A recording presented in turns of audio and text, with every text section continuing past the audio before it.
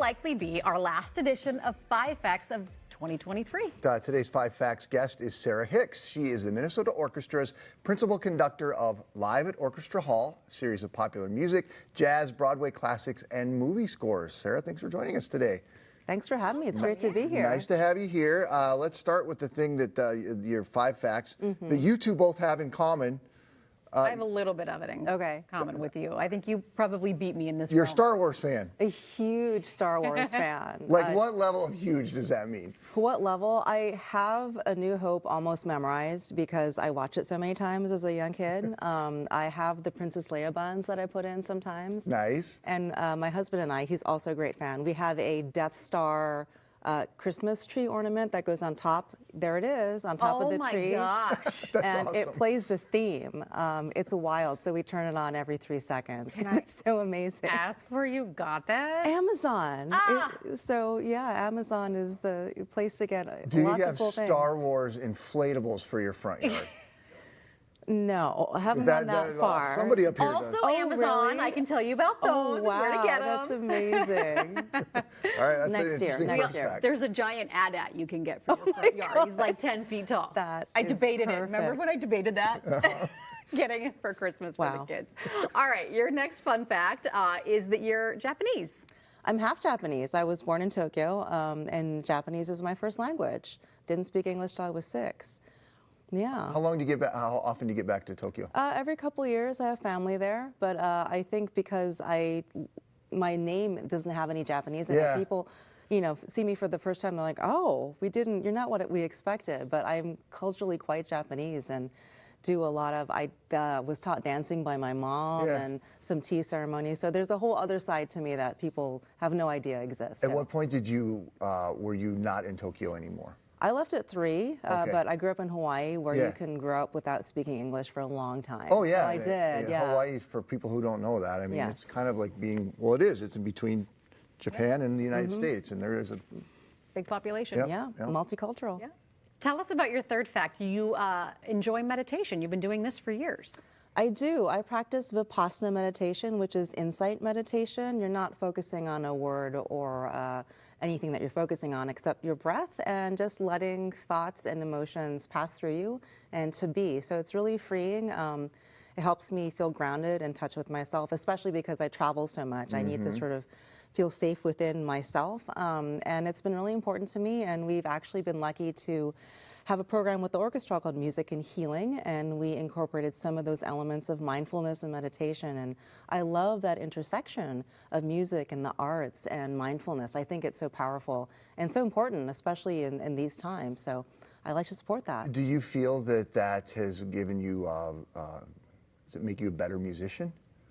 I think so. It makes me more grounded, but also it supports my humanity, and musicianship is about that. And making music is about humans making sound for other humans. So I think that's really important. Was there a point in your life where you were looking for something else and kind of found meditation? Did something happen where you were like, I need to find something to help me through a difficult time or a journey that you were on?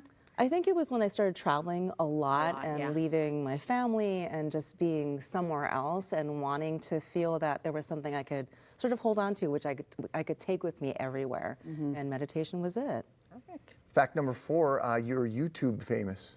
I mean, this thing's got, what, 200 million views? But in the entire concert, this particular video, 152 million. Oh, 152, sorry. But throughout the entire concert, of which there are different videos, it's about 230 million views.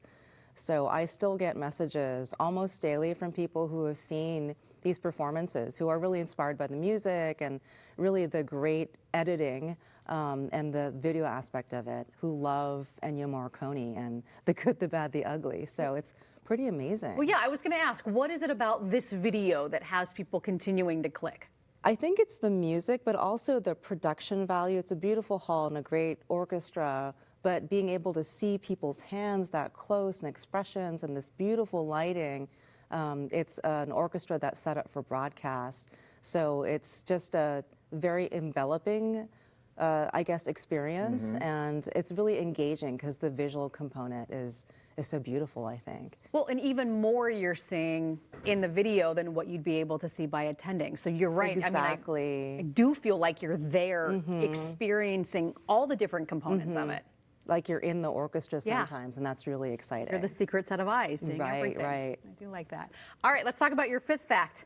Your fifth fact is that you are the first woman to have titled conducting position with the Minnesota Orchestra. I am. Congratulations. Thank you. That's Thank huge. you.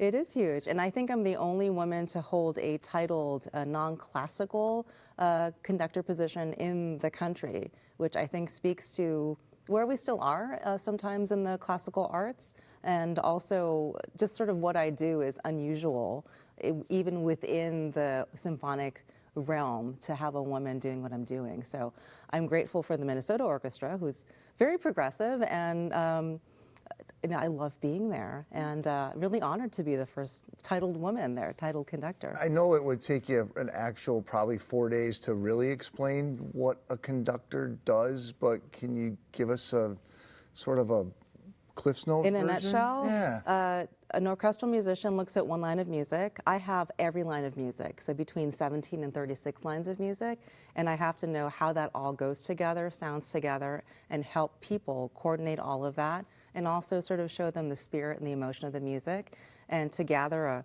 huge flock of musicians and get us wheeling in the same direction. And there's a psychological component to that as well, which I find really interesting and exciting. That's the part of the job I really love. Oh, I'm sure. And one hand is doing one thing, and the hand is doing the other thing. Theoretically, yes. Sometimes they're doing the same thing because we just got to get everyone together. Oh, sure. But, Did Well, you it's always fascinating. know that you wanted to be a conductor? No, I was a concert pianist in my youth, and I injured my hands. And so this was a second option, but I think it was the best option. So I'm really happy to be able to do it. Awesome. Well, thanks so much for stopping by, Sarah. Super interesting. It's great to be here. Meg will send you an email or a text about the at or whatever it is. I want to see it. The 10-foot tall inflatable Star Wars AT-AT. inflatable, yeah. Thank you. We posted more details about upcoming Minnesota Orchestra performances and a link to that viral Good, Bad, and Ugly video on our website, minnesotalive.com.